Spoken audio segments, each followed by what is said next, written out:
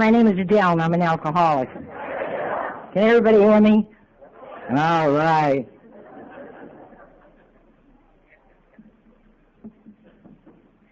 First of all, I want to really and truly, from the bottom of my heart, I know what it is to be on committees. And I want to really and truly thank the committee for inviting me, a drunk, here to share with you this morning. You know, I think of the committee sitting there, and I remember you have 3 or 4, everybody introduces different ones, and then there's a process of elimination, and then it comes down to one, and they say, yeah, that's the one. And it doesn't matter what meeting it is at, but I know that this group that has put on this affair this today has worked real hard, you know. And I'm going to say this right now, and I don't want to hear anything more about it. And if you have any gripes, get on the committee.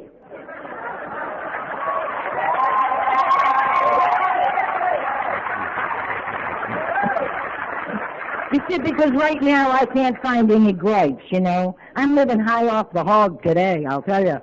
Wow, I got an air-conditioned bedroom. Yeah, and this room is air-conditioned. I remember, you know, there was a reason for us to move, and I like to bring this in because there's a lot of people say, why do we move? You know, I don't like changes. Yeah. Well, I'm going to tell you something. I'm getting a little older, and I don't like changes either. But I'll tell you, this spring, in order to make this change, to make it comfortable for Adele Donovan, the drunk, I came up and stayed overnight. And I said, hey, I kind of like this place. Now, I don't care where I am, and it wouldn't have made any difference if we'd have gone back to Farmington, and you know, as well as I do, me being me, I'd be right there. Because the whole reason for this get-together is the fellowship of Alcoholics Anonymous, and I think sometimes some of us forget that. Well, I had to park my car 4 blocks away.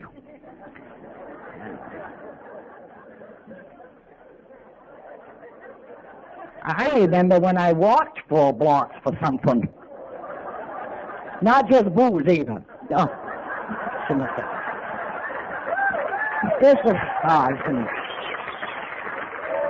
I shouldn't have said that. This is Sunday morning, right?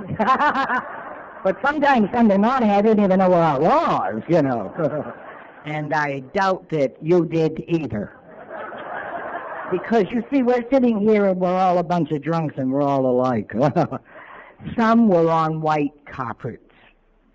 Oh, I think that's wonderful. And I was on everybody's carpet. But, you know, and anybody's bruised. But I really want to express this, and I want to thank this committee for inviting me here. And I want to thank them for the little basket that was in my room. And I went in that room Friday night, and there was a little basket of fruit, and I said, some cheese. And somebody's been in here. Well, you know, I wanted to look at it. If there was a man in my closet, I might have liked that. But and they also said, you know, there was 2 red bands on my slip when I came in, and they said, somebody's going to be in the room with you. And they said, but we have no name. And I said, oh, that's okay. You know, it's okay. But I said, it might be another girl that's on the convention, and they'll give you the name later. Well, we'll find out. I said, if it's a man, keep your mouth shut. Now, I'm not dying for a man, you know. No way. I ain't taking care of nobody.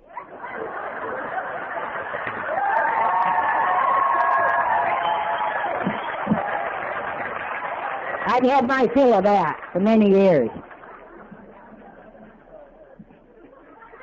You guys are like a pad. Go look somewhere else. I suppose if it's God's will.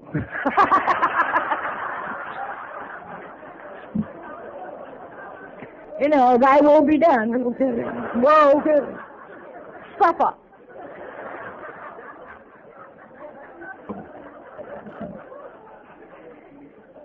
this is a privilege to be here. And, when Paul called me, and I don't even know whether I said it or not. Maybe I didn't, maybe I did, and I don't remember too good on many things. There's one thing I do remember is how I got drunk and how I got into this program, and I'm going to share that with you when the time comes.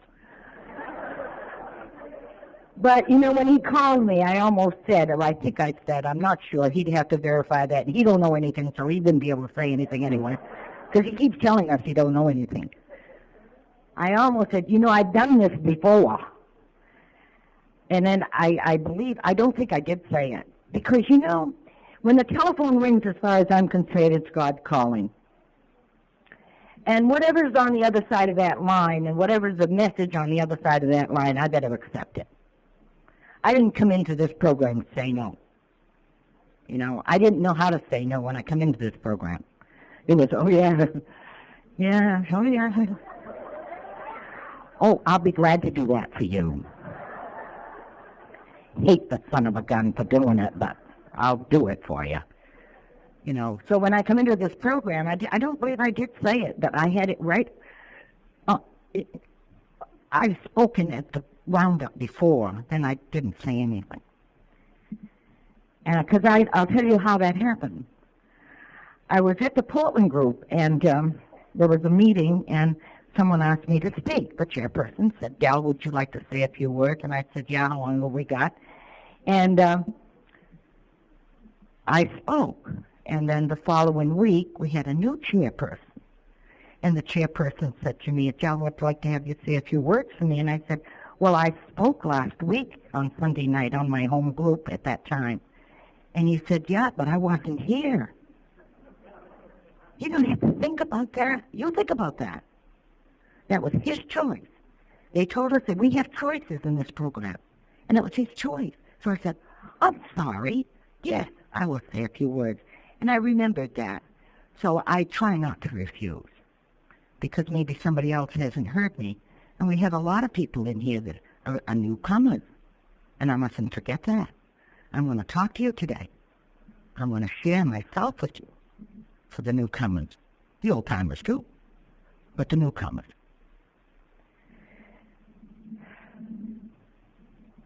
I don't know how deep to get into my story. But, I'm a step girl, and I'm working now in the big book, and I think it's absolutely wonderful. God put me in Skowhegan. I moved from Portland.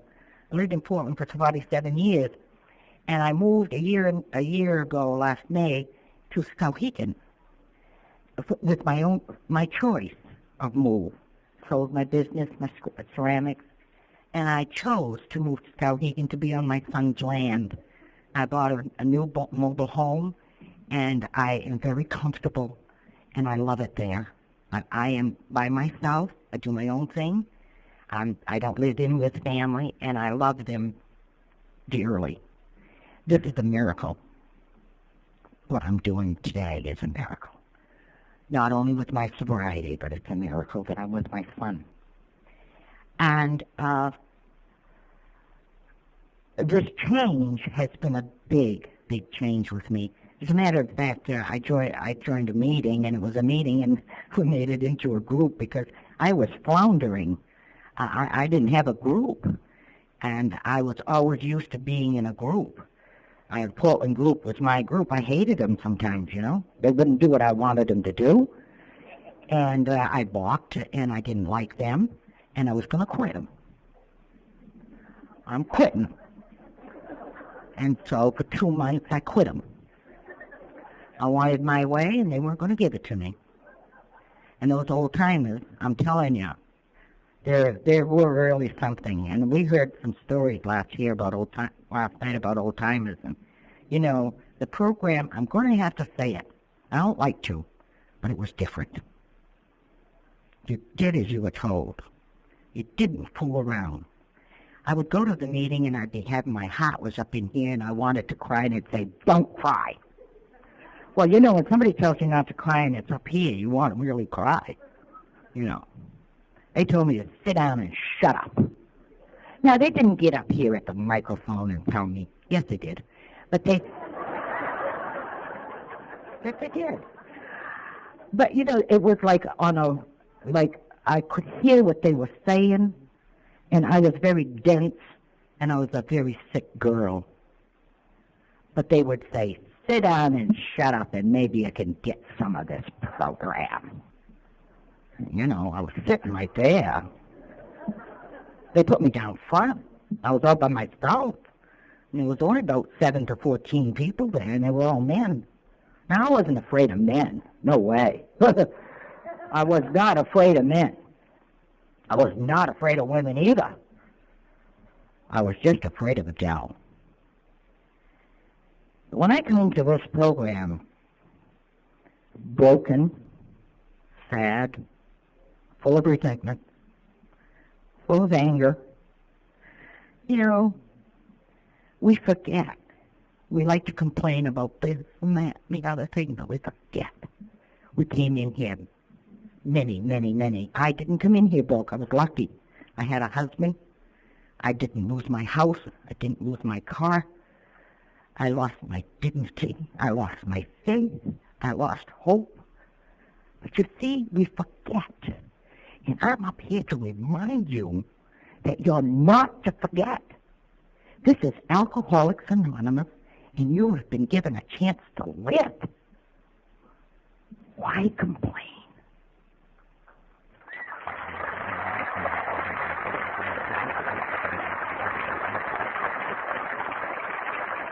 I came into this program, I had no choices. I knew nothing about a program being formed. I knew nothing of that. I knew nothing of people being together around a table that was staying sober. I didn't know what Alcoholics Anonymous meant. As a matter of fact, I didn't really know what an alcoholic was. Now, I like to call myself a drunk, because 9 times out of 10, you all know you got drunk. But you didn't get alcoholic. You know, and I couldn't understand that. My head was so thick, you know. I was told once I had scrambled eggs between my ears, and I didn't like that person. No way. They don't know who they're talking to.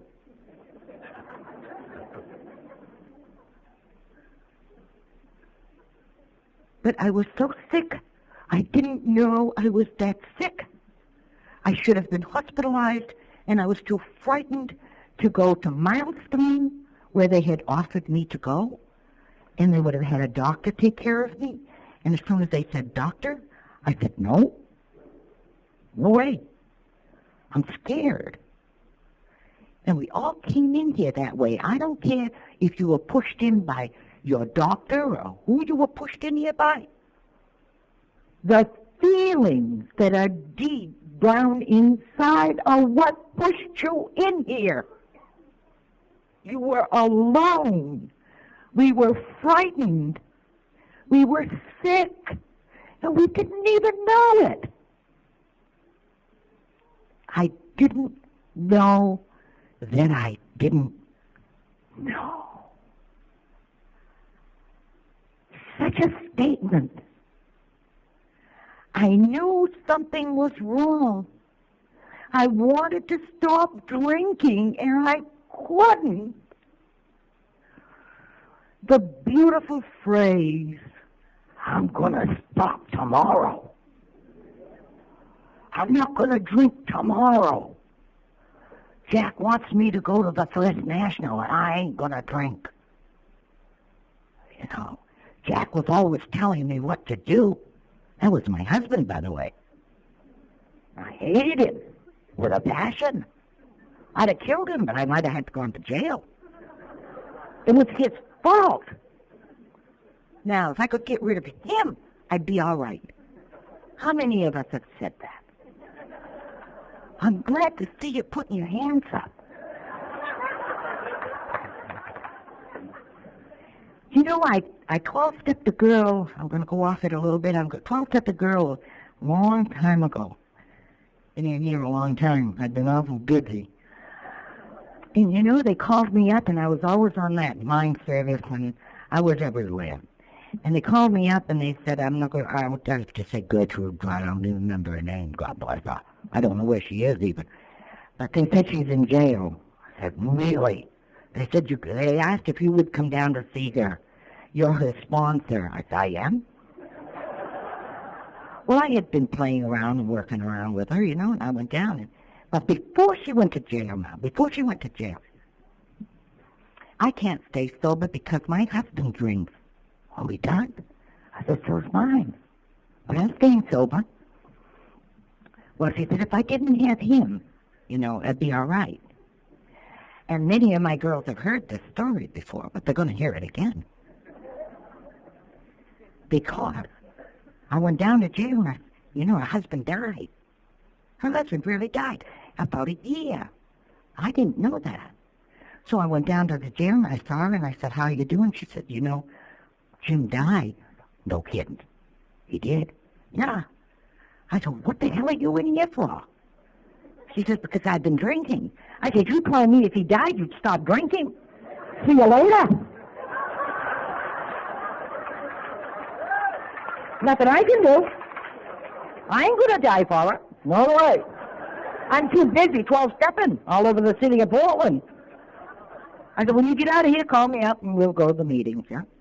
But you see, she said, if he died, I could stop drinking. I said the same thing. If he got out of my life, I'd stop drinking. I couldn't stop drinking. I'm an alcoholic. And I have a disease. Oh, I got a disease called alcoholism. Isn't that great? I'm a drunk. And if I pick up a drink, I'm going to get drunk. And I believe everything that's said in the big book, and I go along with it, and I've listened to it for many, many years. And I do know that I'm the drunk, and I must remember that I can't even pick up a thimbleful of whiskey because it'll send me off. And who knows when I would ever come back. You don't know. I don't know. The God of my understanding would know. I may never get a chance to be sober and to enjoy this life that I'm living. I came into this program in 1970 in the dead of winter, January 28th.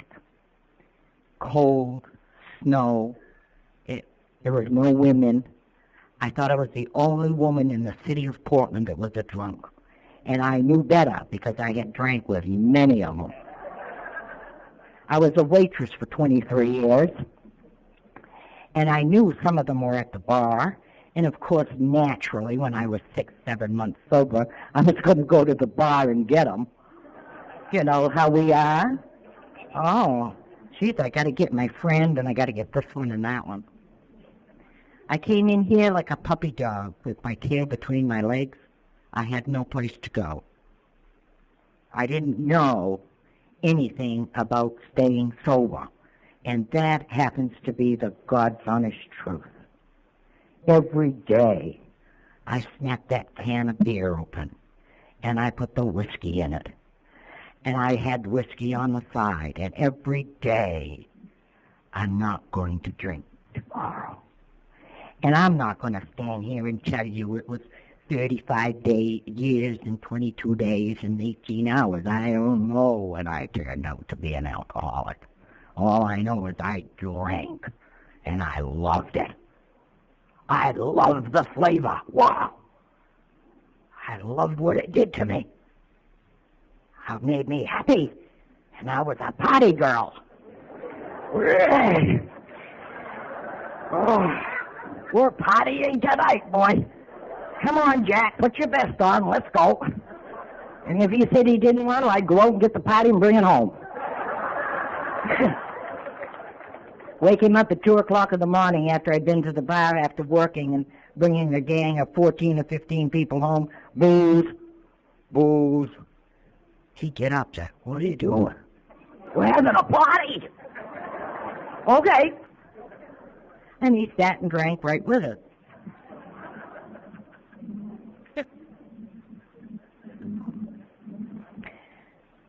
He and I drank together for a good many years. And Jack never stopped drinking, and that was his prerogative, right? But I stayed sober. I said, people, places, and things do not make us drink. I heard a gentleman up here last night, I don't know where he is, but here maybe, I don't know, but he said, He drank because he drank. My mother had nothing to do with it. And my father. Of course, I blamed him. Why not? Had to blame somebody. But when I get into this program, they said, Del, you're the one that tipped your elbow. Oh, I had a good time. Did he? And you know, you open your refrigerator drawer, they said, and you pour a glass of juice or a glass of water and sit it in the top of your refrigerator. Because your elbow has been so used to going up and down, you got to have something to help it go. So I would open the refrigerator door, did exactly as I was told. I didn't know what the hell I was doing this for. I could have put it on the counter. No, I had it in the refrigerator because they said, because you open the refrigerator, you get the beer. I said, oh, yeah, that's right. So you open the refrigerator, there was my glass, I take a drink, put it back, shut the refrigerator door, kept my elbow moving. I said, we don't care what you drink. Just don't drink liquor. Don't drink any beer. And stay the hell away from the wine. I said, I don't like wine. They said, well, stay away from it anyway. And you don't drink Ecovelva, you know, and you don't drink all of these things. And what's that, NyQuil?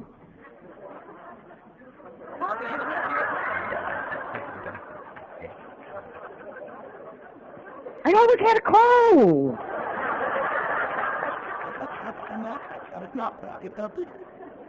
You know, my eyes were so bloodshot, I never saw where it read on it. Do you think I was going to read Boxer? Not me.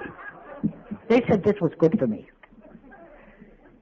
You know, and this is what was happening with me. I come in here well beaten. I drank for a good many years, and I was 45 years old when I came into this program. And God was with me, you know. He is with we drunks, whether you believe in a higher power or you don't. Believe that I believe because I see him in your eyes. I don't care if you're sober 1 day, 2 days, 3 days, 4 days, 5 days. I don't care. It's just that I see that in your eyes. God is with us. I had been drinking for a good many years, and I was 45 years old when I came into the program, and I was covered with sores. My whole mouth was covered with sores, and my eyes were slits. I couldn't see. I couldn't walk well, and I couldn't talk. Can you imagine this? I couldn't talk. I couldn't make a sentence. And I couldn't eat, and I slept. But, of course, I'm talking to another drunk now. I was passed out. I didn't sleep. Spiritually, I was broken with nothing. Mentally, I was confused with all the negative feelings. And physically, I was a wreck.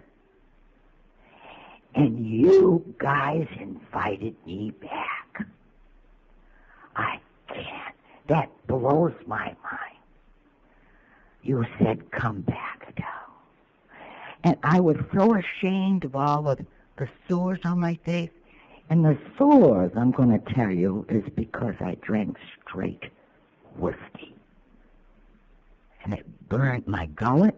I got a deep voice now, but when I come into the program, I sounded just like a man. It burned my gullet. I didn't know.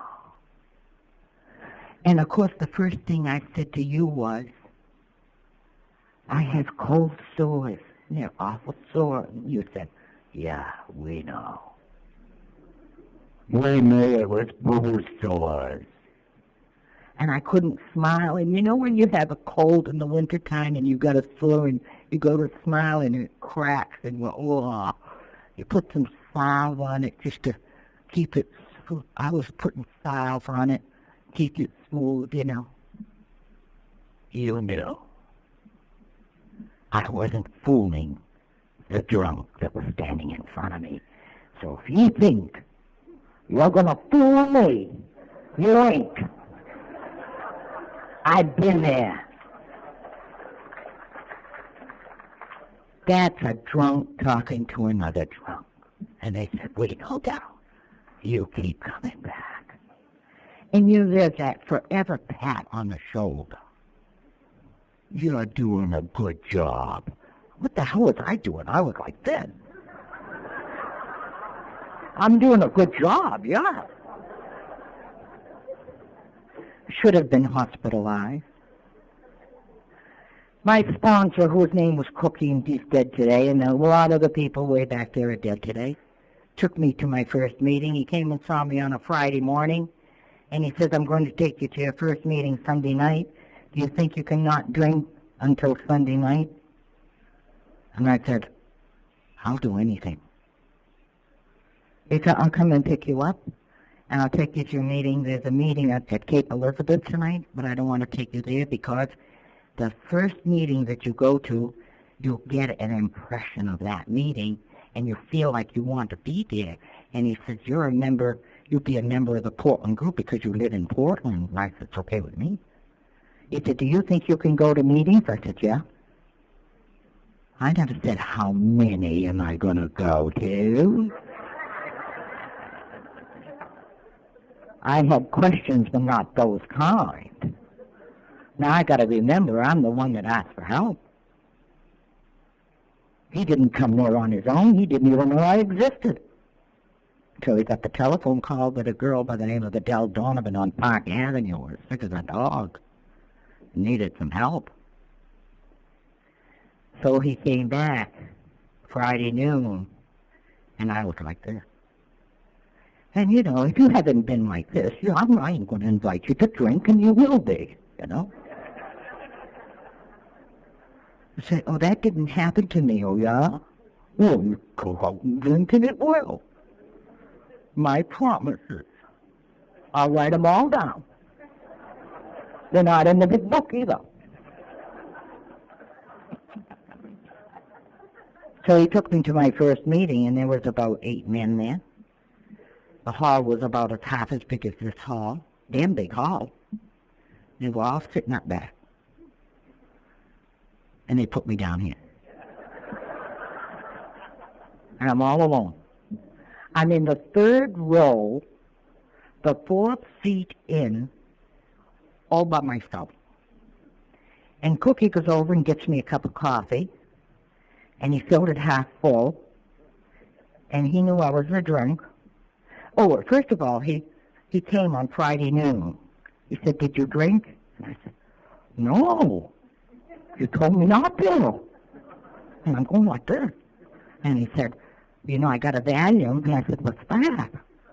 And he said, well, he said it'll kind of quiet your nerves, but he says, you can't get addicted. Oh, shit, I said, I don't want that. I got enough. He said, I got a drink in the car. I said, I got a drink in the house. But you see, I'm going to tell you, 25 years ago, before you get the drunk to the 24-hour club, we're talking about, he gave him a drink. And I can understand that today. But I used to say, why did they give him a drink? They gave him a drink to get him there. Oh, I did that. Yeah. You want a drink, honey? Yeah. Okay.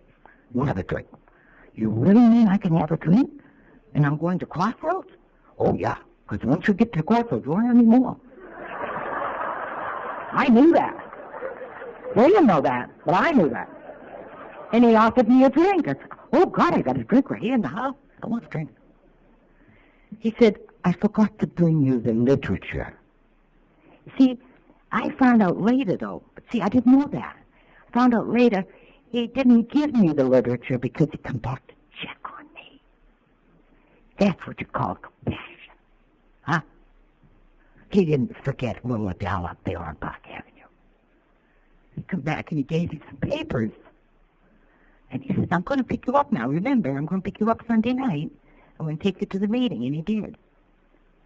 And I was a member of that group until I left there a year ago. Whether I liked him or not. One girl said, you don't like the group? No. She said, what is it about the group you don't like? I said, I don't like the people in it. Well, she said, what are they doing to you? I said, they're bothering me.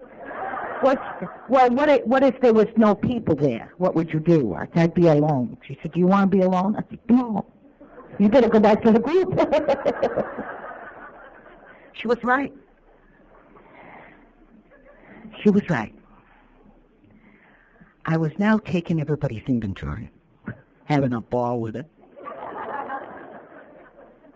So I took them to my first meeting, and I'll be forever grateful for that. And that man drank after 16 years of sobriety. I don't know how many years he had when I came in, but, well, anyway, 3 years later, I think it was 3 years later, I 12-stepped my sponsor. He said, how the hell did you get here? I walked into his room. His mother, I had met, his mother was beautiful. Mother-in-law was beautiful. And she said, he's in there. So I didn't run. Okay, what the hell are you doing? Who the hell let you in here? I said, I don't know, but I'm here. You want to go to a meeting? No. Well, and I talked to him the same way he talked to me. That man died sober. He was on his way to a meeting, going from the 24-hour club up to Congress Street, and he died on the sidewalk. What a way to go. Right in God's hands. So beautiful. No, that's really precious to me. Stay in the program, you see a lot of stuff. So I went to these meetings, and I listened. I couldn't read. And one of the gentlemen kept saying, if you don't read the big book, you'll never stay sober. Well, I'm going to tell you something, kids. If you don't read, don't worry about it. Because I'm going to say illiterate. I know how to read. I couldn't read. Who the hell can read when my eyes were crossed and bloodshot? And I said, if I don't read that big book, I'm going to die, because he said that. And I believed everything everybody said that got up here. I heard their stories so well I could tell you each one of them stories. And they said, when you get tired of hearing somebody's story, get up and tell your own. I say, oh no, I don't want to get up there. They say, well, then shut up. I say, oh, is that him again going to say that? Oh, there's only about 8 guys. I mean, got a speaker meeting. What are they going to do? And they told me I had to keep shut up, keep my mouth quiet for 90 days, 3 months. Pretty soon, Henry Leiden, he's passed away. He came up to me and he said, Adelle, you want to speak? Geez, I almost fell out of the chair. I said, no. No. I was about a month and a half sober. And I said, they said 3 months. I whispered to him, did you know they said 3 months? And he said, yeah, I know that. But he says, you want to know something, Adelle? He came right down close to me. And he said, there's a lot of firsts in this program. First, you had to make a decision to come to the program. Then you had to make a decision to come each week to each meeting. And now you've got to make a decision whether you're going to speak and share or not. And he walked away and left them. So, gee, got my coffee, and here I am. I start to shake all over again. And I said, these guys have been so good to me. I really shouldn't say no. These guys have really been good to me. So pretty soon Jimmy goes by. I said, Jimmy. He said, what is it? I said, I'll say a few words about like that. He said, wonderful. Wonderful. He walks off. I got up and I said, my name is Adelle, and I'm an alcoholic, and I'm very nervous, and I drank for so long, and I don't know, and I guess I better sit down. I did it. They were sorry for that.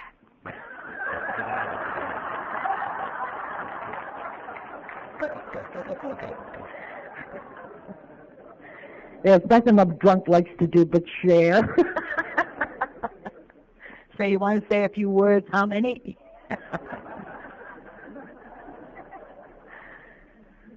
And you know, there's a woman that was in this program that came in.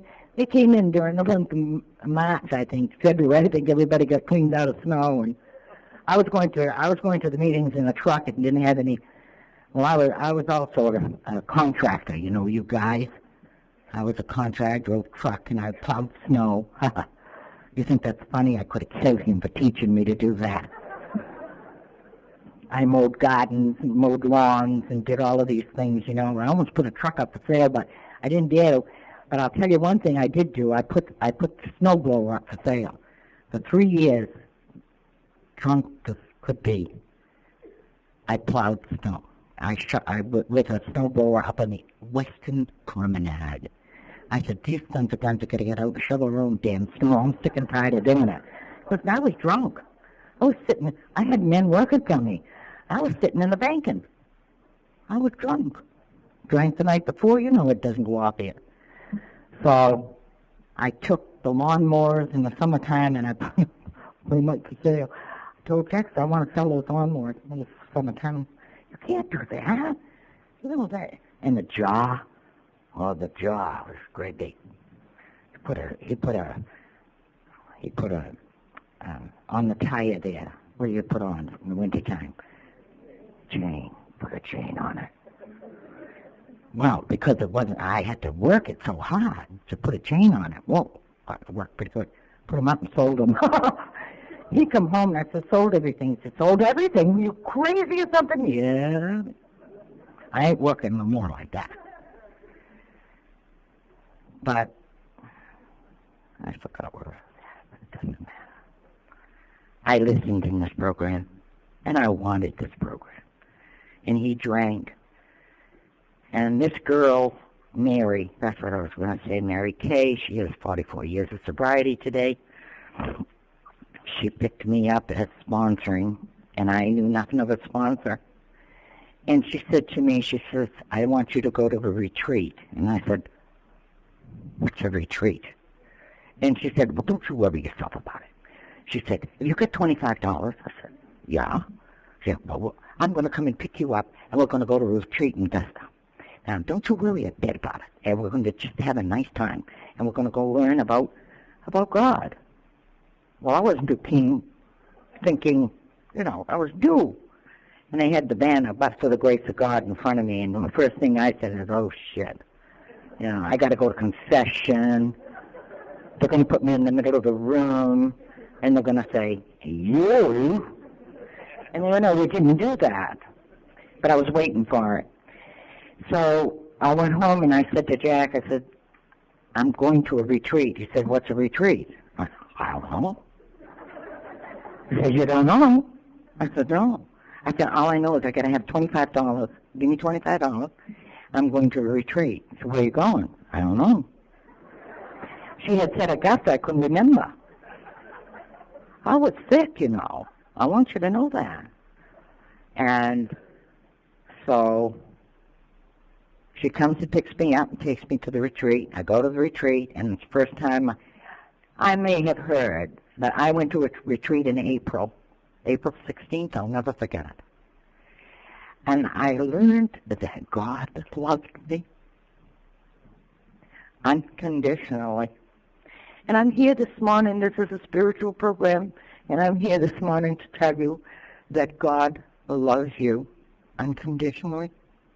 He doesn't care what you did, and He doesn't care who you did it to. He doesn't care what you said. He doesn't care who you said it to. He just loves us so much. You know, Father Martin, you know, had a wonderful film. I think I saw it about 5 times, and he said the statistics to Alcoholics Anonymous are 1 out of 36 are chosen. Can you imagine that you are 1 out of 36, each one of you? And you know, that puts such a thing on me. And I said, God chose me for what? To stay sober and help other alcoholics to achieve sobriety. And that meant a lot to me. And he taught me about the Lord's Prayer. And that same weekend, they took the Serenity Prayer, took it apart and put it back together. And I didn't understand these things. I had to write down the Serenity Prayer. I couldn't remember. I'd seen it in other people's homes, and isn't that beautiful? I never knowing that one day I was going to live by that Serenity Prayer. And they took the Lord's Prayer and they took it apart. They stretched it and pulled it and tugged it, and then they put it all back together, and they made Adelle Donovan understand what the Lord's Prayer is about. And there's so much meat in there. There's so much spirituality that enters into you. We say, for thine is the power. God gives us so much power. If you stop and think how much power he gave you to be here this morning, you just look at yourself. I was up in that room and I was thinking, wow, I'm one of the chosen, and he gave me the power to be dressed and to be clean and to be happy and to look in the mirror and say, Adelle, I love you. I can do that today. And the glory, gives me the glory, the joy and the peace and the happiness that we were all looking for, what I was talking about a few minutes ago. Sadness, the hate. We didn't know the difference. So I sat at these meetings and I went to these retreats. I went to retreats for 8 years. And I went to 16 retreats and I started one. I went to 16 retreats, twice a year I went, so that I could learn what the 12 suggested steps had to do with God and me and you. And it was the best thing I ever did for myself. Because I remember that there was a gentleman, he's passed away today, and he used to get up here and he said, well, if we talk too much about God, we're going to send the drunk away. How can you say the Serenity Prayer without saying God? Now, you know a way, you tell me about it afterward. I'll talk with you after. I don't know how to do that. Higher power. It takes a long time for us to keep coming back to meetings, and they keep saying, keep coming back, and they want us to learn, and they want us to learn.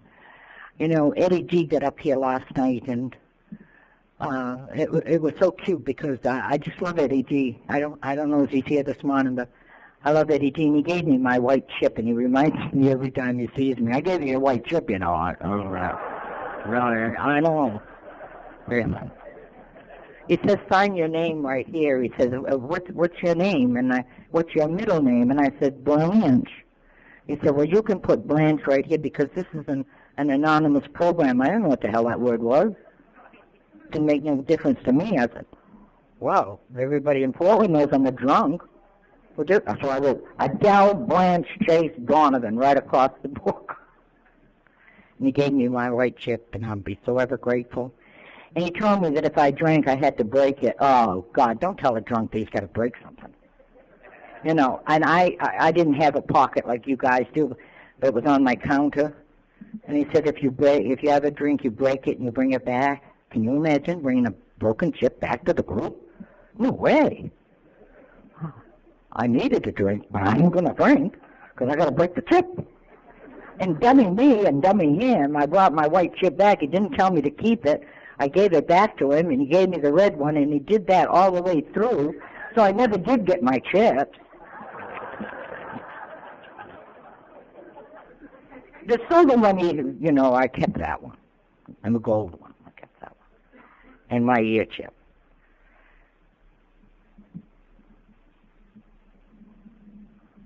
But in learning about God, I found that here in this program. And you were going to explain that very, very, very slowly to me. And I want to thank the Portland group, and I want to thank all the drunks and all the alcoholics that were around at that time for waiting for me. They had to wait a long time for me to get better. And I was 2 years sober or 3 years sober, I don't remember, maybe 6 years sober, I don't know, but started the detox centers. Well, we had detox, but they started the other ones there, where you go rehab. And I had never been in a rehab. But, these people were coming out. My God, they were smart. Oh, my God, they knew all about the big book. And they knew all about the 12 and 12. And I said, Jesus, I never learned that until I was 2 years sober. Some are sicker than others. So I used to say, well, I'm sicker than they are. Because I never heard what they're talking about. So I got right into the program in that area. Because all the people were telling me was to stay sober. And, Ernie Thompson was just a little guy about this big. And God, he used to make me mad. And I had him for a sponsor at the group for about 3.5 years, and then he died. I was very fortunate to have him. And he wore a little cap, and I thought he was a railroad man. And he wore a little cap, railroad cap, and it come down over his eyes like this. So when I wanted to talk to him, I had to go like this. Because I couldn't see his eyes, And if I wanted to talk to somebody, I wanted to see your eyes. I don't want your head hanging down here, I might say, well, hey, get a bobby pin and get your hair out of your eyes. I got to see your eyes. So, and, he threw zingers. And, God, I couldn't even see what his expression was. And I'll never forget when I picked up my blue chip. My 3 months. It's great. The 3 months chip. Well, we had it for blue then. And I said, Randy, did you see my chip? Of course, I thought he'd never seen one before. 3 months of sobriety. And you know what he said to me? He said, 3 months of sobriety. Hell, he said, you're just dry. Well, wasn't I teed off? What did he mean I was just dry? I had never heard of that before. I'm sober. He said, well, we don't pass blue ribbons out around here. I ain't speaking to him ever again in my life. He doesn't know that he's talking to Mrs. Donovan. He didn't give a who I was. You're a drunk. That's all you are, is a drunk around here. Well, when he spoke at the podium, he pounded on the podium. The door swings both ways. Just be sure it doesn't kick you in the ass on the way in or on the way out. And I thought he was talking to me. And then Eddie D would get up. You gotta get honest with yourself. It's a step four. If you're not honest with yourself, you won't stay sober. And I didn't sleep that night if they were on the same program. I said, if I did, they'll kill me. That's the kind of AA I had. They said, step one tells you you're unmanageable. Well, you are until you're sitting in that chair. While you're here, we know what you're doing. I better go. That's the kind of sobriety I was getting. So when I went to the retreat and they started to talk about God being love, I said, wow, this is pretty good. I like this, and nobody was pounding on the podium. Because I was scared. I was still scared. And aren't we still scared?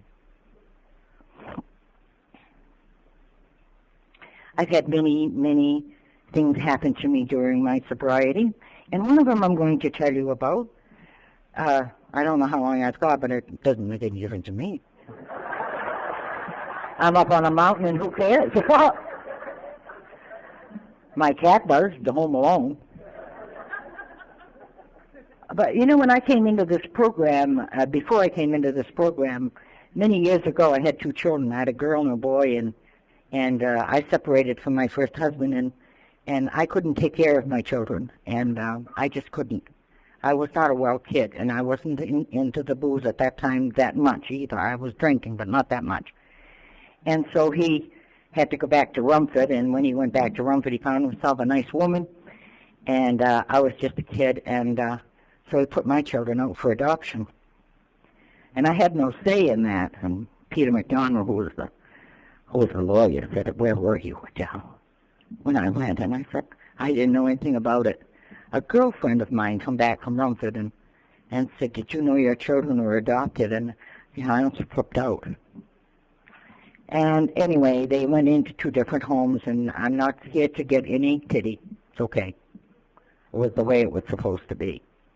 I married Jack, and he had children, and I took his children just right to my bosom. They were just my little children. And their ages were near the same. So I had a life with some little children.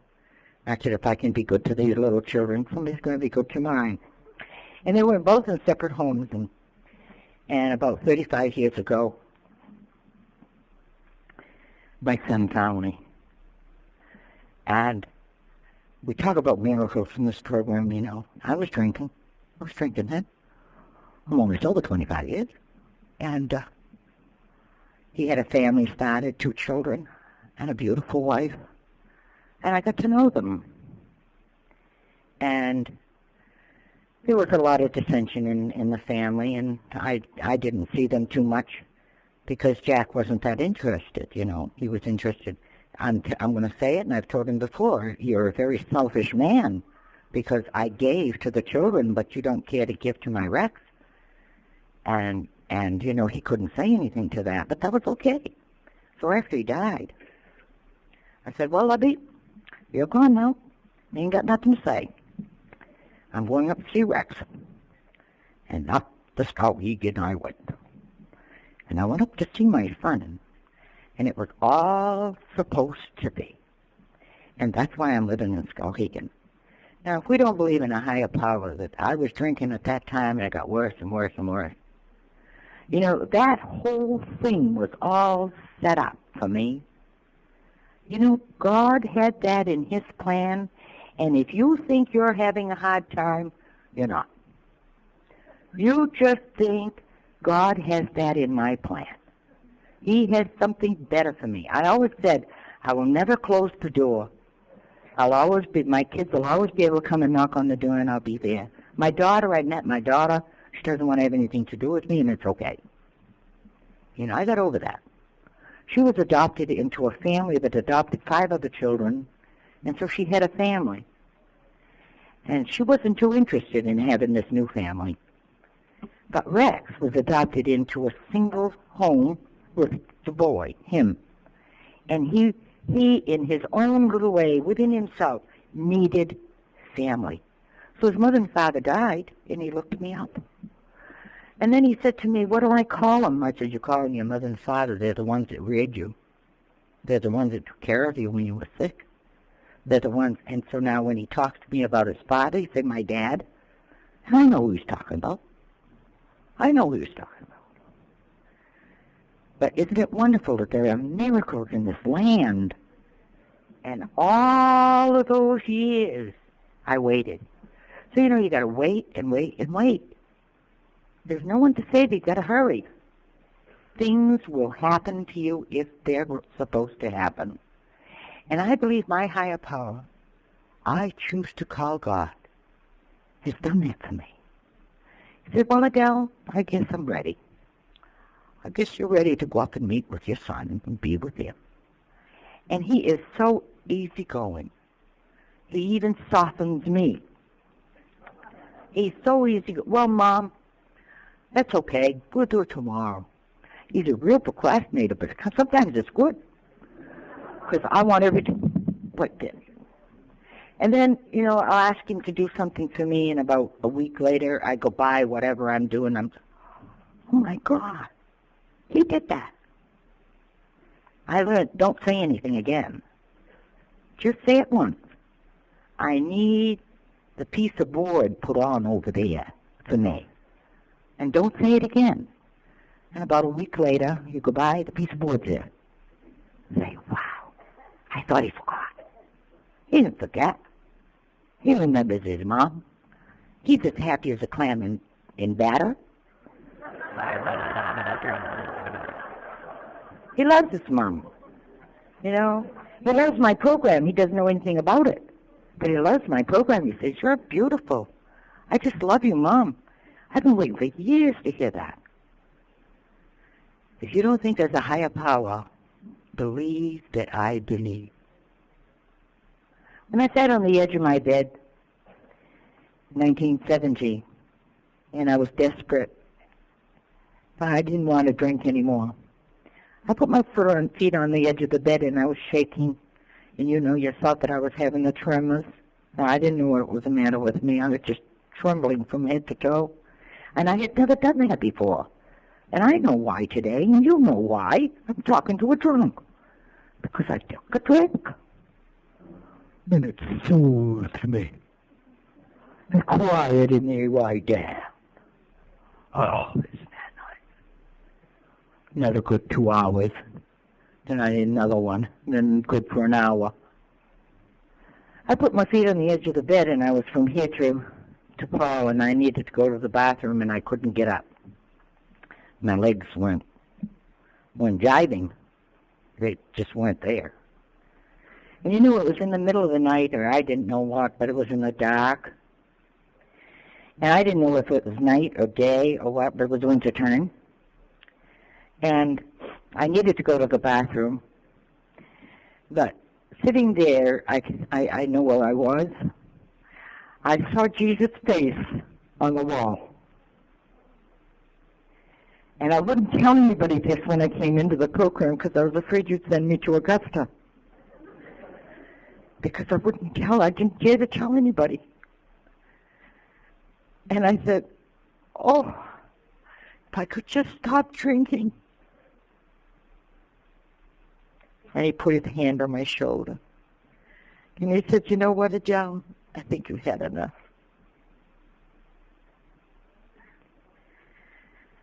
You know Dr. Bob and Bill W. Many years ago. You know the dates. I don't know any of that stuff. It's in the big book somewhere. I don't know. Oh, you just went to a convention. That's right. But that wasn't made 60 years ago. It was after Bill was sober for a while. 12 steps were made. And I really believe that Dr. Bob and Bill W. got together and they said, there's a girl by the name of Adelle Donovan that's going to come into this program in 1970. We're going to have something put together for her because, boy, is she stupid. She's a stupid drunk. And if we put these 12 suggested steps together, she's going to have something to live by. And I believe that morning that God put his hand on my shoulder and he said, I got a program from you, Adelle, only if you want it. And you're going to get sober with a bunch of drunks, whether you like it or not. And they're going to teach you to stay sober. So you go there. And that was my answer. When Cookie came, I really feel that I took step one. I knew nothing about your steps. I knew nothing about anything. And step one told me, they said, we as a group are powerless over alcohol. And then that if we drink, our lives are unmanageable. And I could understand that, but I never knew that. And, I had to come to Alcoholics Anonymous to have you teach me how to stay sober one day at a time. And then you went on a little bit further and you said, came to believe in a power greater than ourselves could restore us to sanity. Step one is nothing but insanity. It's so in depth with anger, frustration, and hate. We had to have step two to get us out of there.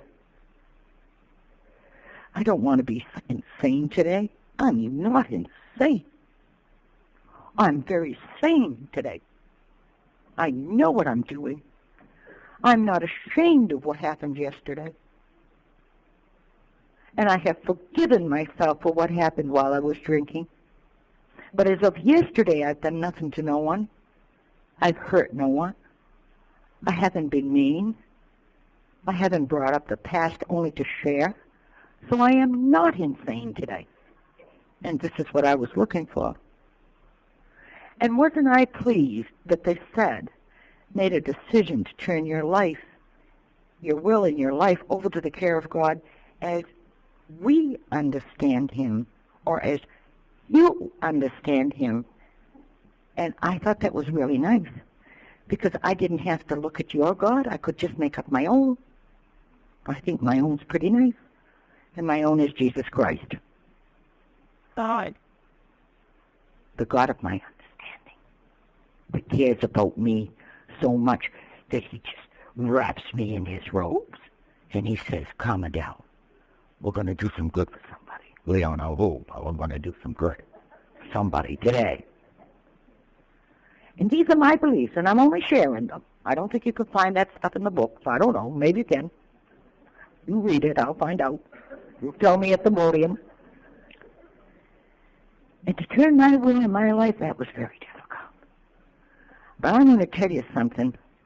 When I realized after I was sober that my son was in my life, that had to be God. It wasn't anybody else. My Jack and I were married and together for 43 years. We went through thick and thin. He drank up until when he was so sick, 3.5 months before he died, he was on we call it a kangaroo. He had to bring this little gizmo around because it fed him through here, because this was all closed up with cancer, God bless him.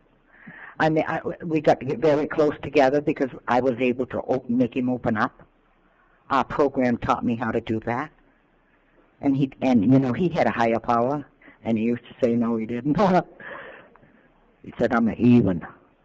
I said, I don't give a damn what you are, as long as you don't bother me. I didn't know what a heathen was way back when I married him. I said, what are you? He said, I'm a heathen. What's that? Never heard of it before. But he died with a love of God. I know that. And God has a little way to interject into somebody that's real sick. And He makes them kind of happy and kind of soft and kind of soothing. I know that because I watched it. He had cancer about 7 years, and I was his nurse, and I hated it. I hated cancer. One day I was fixing this little thing here, and he said, gee, I really don't feel good. And I had to change this thing 3 times a day, and I used to do it one time at a time. I'd say, one more time, Lovey, come on, get undressed. One more time, and I had to do it one time at a time. One day I said, geez, you know what I'd like to do? I'd like to give you a shot of whiskey. The whiskey was under the desk, I'd like to give you a shot of whiskey. And he said, Jesus, you would kill me. I said, well, maybe that's the reason. I don't know. And we laughed, because he knew I was joking. But I was thinking that if I could give him some whiskey, maybe he'd soothe down a little bit, Then he laughed. We both laughed, And we cried together, too. But God gave me all of that, and I understood that. I stood right in the middle of my ceramic hall one day, and I was 16 years sober, and I said, why are you doing this to me? Cursing at God. But I found out that even cursing at God are prayers, because I got His attention. And I said, why me? And he said, why not you? You take care of your husband. He has taken care of you for a long time. And we forget that. We forget that as a couple. God has been good to me. I made the decision to come to Alcoholics Anonymous, to be with you people, for you to help me to grow, help me to understand life, help me to be happy.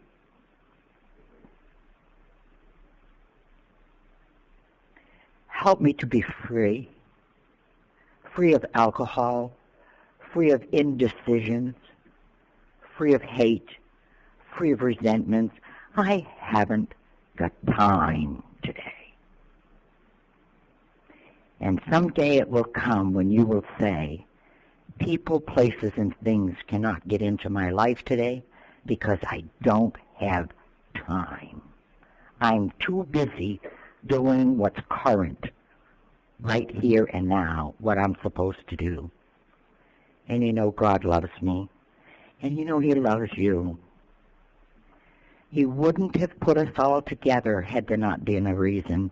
I came up here on the mountain to be with a fellowship, to listen and learn, to share and appreciate my fellow man. I didn't do anything for all of this. It was all given to me by my higher power and you. The same as when a new girl or a new man comes through the door, I must be prepared to pass my telephone number to do what I'm supposed to do, because somebody did it for me. We can laugh and we can joke and we can have fun, but you know, I'm very, very serious when it comes down to this program. It's a cause of life and death that's leading it for me. I'm going to close, and I want to thank my higher power for being so good to me and making me healthy. And I just turned 70. And I told you that when, oh no, I don't. You know, I told you that I was 45 years old when I come into this program, and I used to say, and I looked 65. Well, I got to change that now, because I don't know how to change it. But when I came into the program, I looked 105. You know, because I look better now than when I came into the program. And I have pictures to show that, you know, with the big bags down under your eyes. And God has given me a bill of health that my doctor gets tired of looking at me. Go home, Adelle, you're okay. Thanks. Nothing's wrong. God has given me my health. He's given me my son. He's given me sobriety. He's given me my friends. I never used to have any friends. He's given me you to be with. He's given me this beautiful mountain to be on. I accept anything I have to go to as long as I could be with my friends. And the most wonderful thing that I know, and that Jack knows, because they ride with me all the time. Come on, God and Jack, we're going. I hit the other seat. They know that they gave me sobriety. The most important thing of my life. This drunk that couldn't talk, couldn't eat, couldn't sleep, could hardly walk. They gave me a life beyond everything. And I want to thank you for being my friends. I want to thank you for that love and that understanding that you have for me and that I try to have for you. I have many miracles in my life, and it's all my higher power who has been doing this. And again, I must say, if you don't believe that I believe, because I got enough stuff in me to believe for you. It's just oozing and ready to pour out. And I want to say something because a lot of us live alone. And we get up in the morning and we don't have a partner or anybody around us. And I want to say that if somebody hasn't told you they love you today, let me be the first, because I love each and every one of you. And I want to thank you again for listening to me share with you. Thank you, Paul, again. Thank you.